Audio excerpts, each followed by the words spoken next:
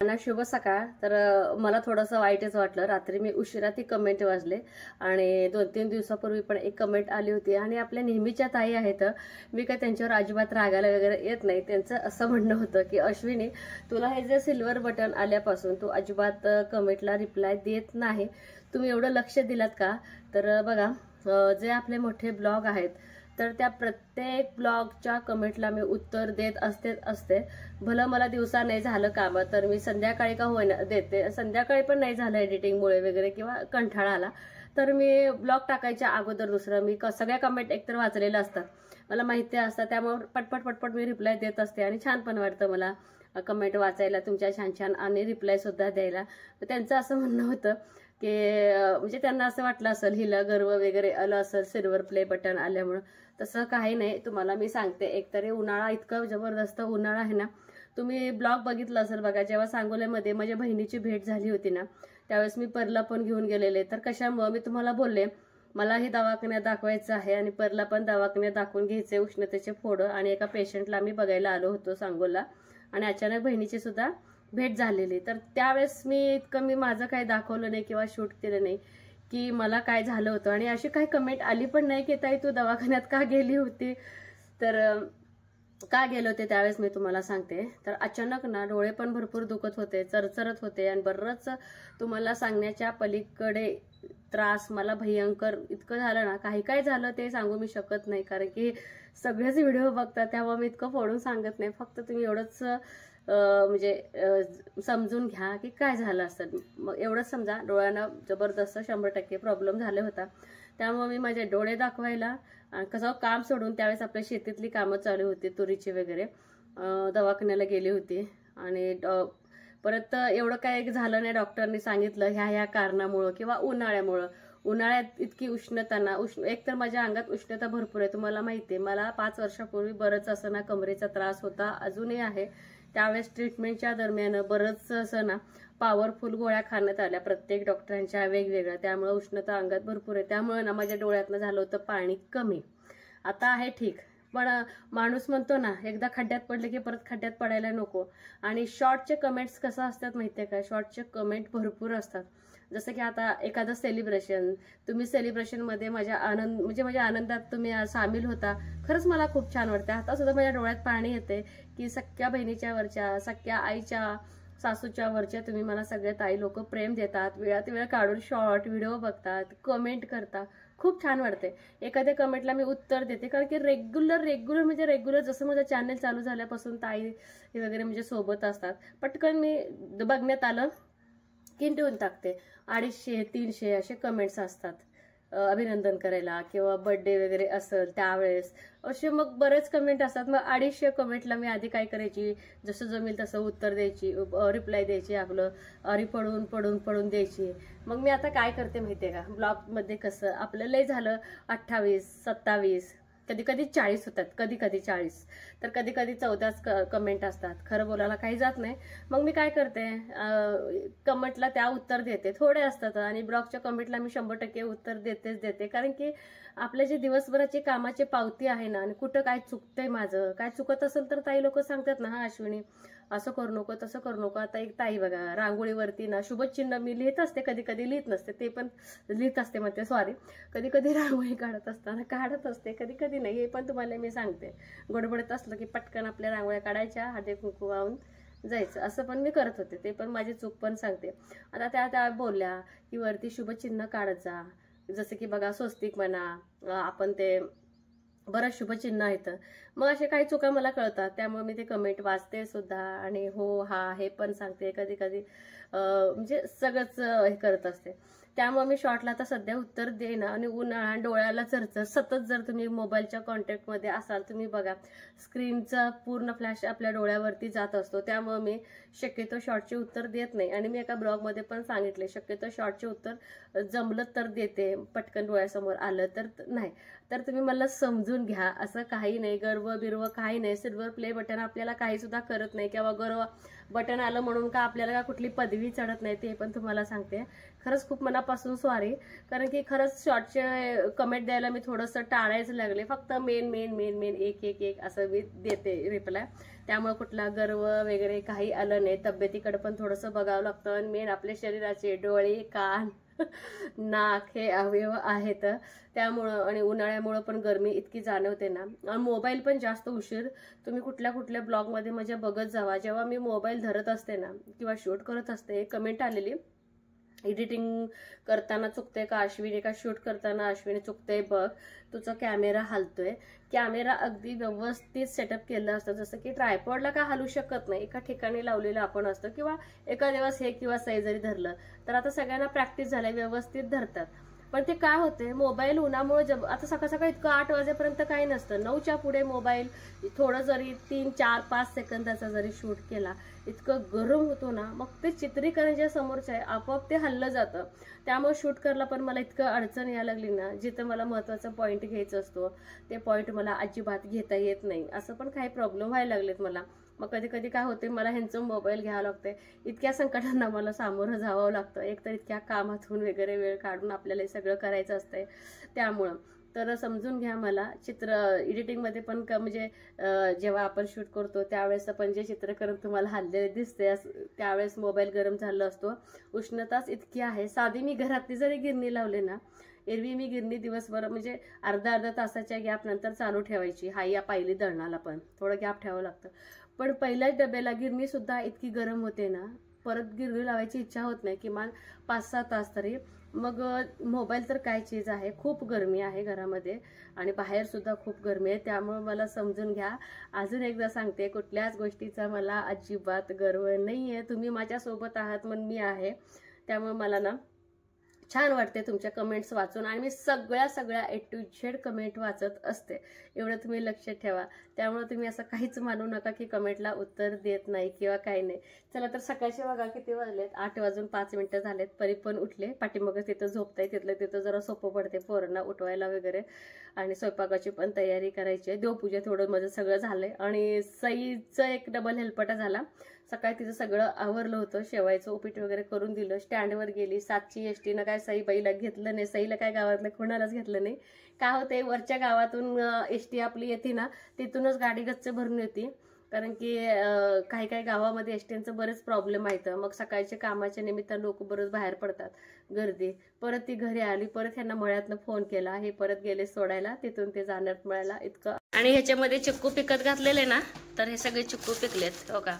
हे सगळे चिक्कू मला आता काढून घ्यायचे. दुपारी आपलं मस्तपैकी ज्यूस करायचं. सगळे चिक्कू पिकलेत आणि घरचे चिक्कू एक नंबर. हे दिसायला तुम्हाला का दिसतात, हे आदळले. परवे टाकताना आपली आदळून टाकते, पण काही प्रॉब्लेम येत नाही, काही सुद्धा होत नाही चिक्कूला. हे सगळे चिक्कू मला काढून घ्यायचे आहेत. आणि सकाळ सकाळ स्वयंपाकाची तयारी. तर दोडक्याचा रस्सा करायचा आहे. आणि इकडं सईला शेवायचं उपीट बनवलेलं होतं. सर्व ताईंनी ना सईपरीचं कौतुक केलं. आणि सईला पोहायला खरंच खूप लहानपणापासून येतं. अगदी पहिलीला जायच्या अगोदर ती शिकली होती. परीचं कसं भित्री आणि त्यामुळे ती जास्त धाडस केलीच नाही, पण ती हळूहळू शिकेल. तर खूप धन्यवाद सगळ्यांनी, खूप छान कमेंट केला. आधी दोडका असेल तर अशा पद्धतीने भरून जर केलं तर अगदी आवडीनं चुरून खाण्यास पसंती करतात सई आणि परी. खास करून जेव्हा दोडका ना थोडंसं तिखट कमी आणि हळद जर जास्त टाकलं ना, खूप म्हणजे खूप आवडीने रस्सा बघूनच ना जेवायला चालू करतात.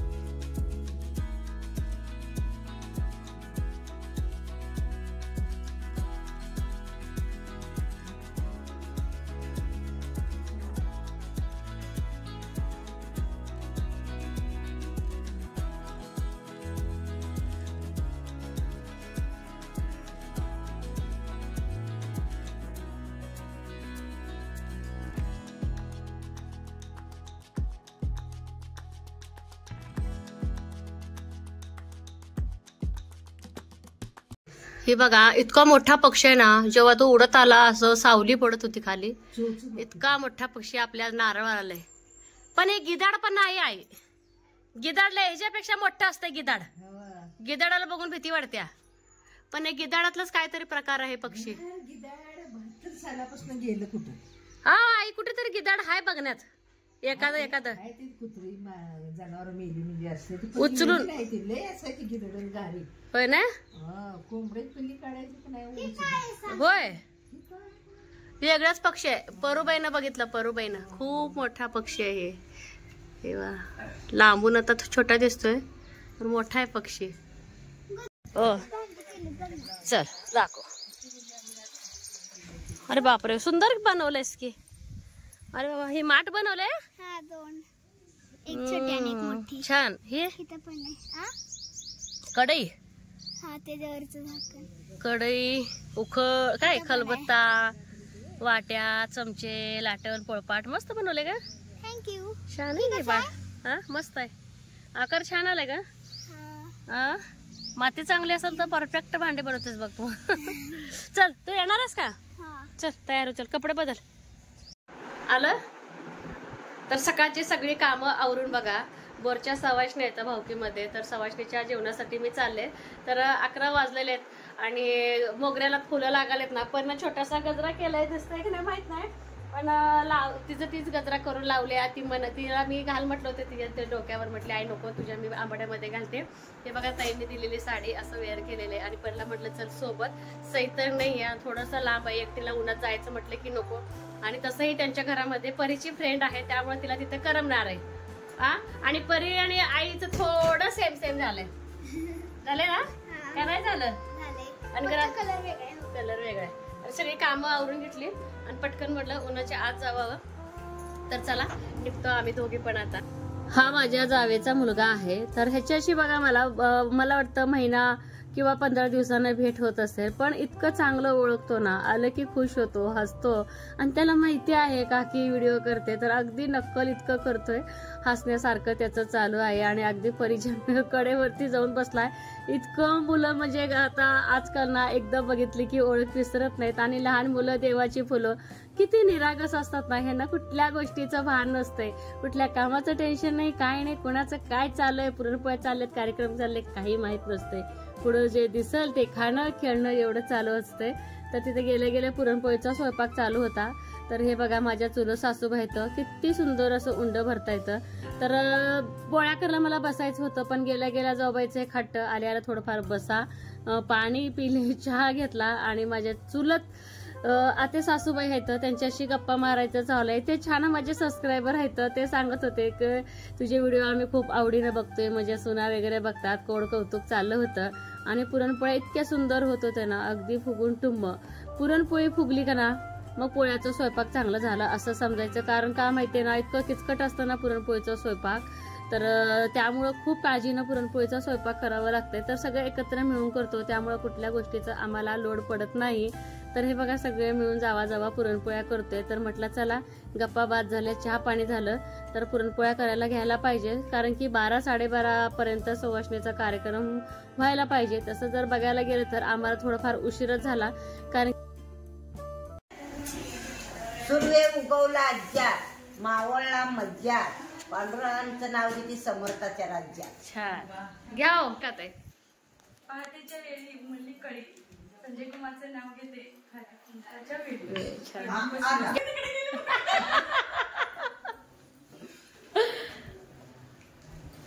नाताच्या शिखराला सोन्याचा कळस, विजय कुमारांचं नाव घे ना, मला नाही आळस. बघा आळस नाही, झटकल्या का नाही आळस यांनी. त्यावर वातीवर मोती, संदीप रावांचं नाव घेते मी, त्यांची सौभाग्य होती.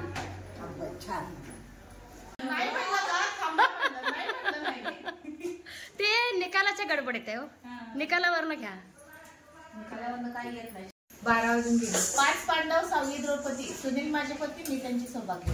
छान, नवरा समोर आहे म्हणून चांगला घेतले त्या. घ्या वैष्णवी.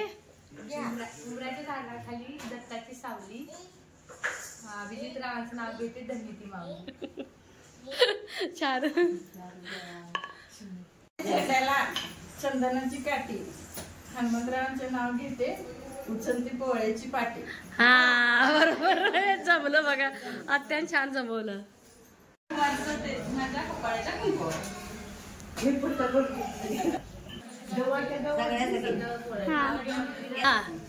आबोली कुंकू ठेवण्यासाठी करंड घेते घासून, पांडुरंगाला आयुष्य मागते ब्रह्मदेवापासून. आजी तुम्ही घ्या चांगला मोठा तुमच्या काळातला. लांब सडक. नाव घ्या, नाव नाव घ्या, नाव आता येते घ्या घ्या. घ्या घ्या घ्या घ्या. रामाच्या राज्यात रामाने मारले रावण, हा कृष्णाच्या राज्यात कृष्णाने खाल्ले दही. विष्णुरावांची माझ्या मंगलसूत्राव.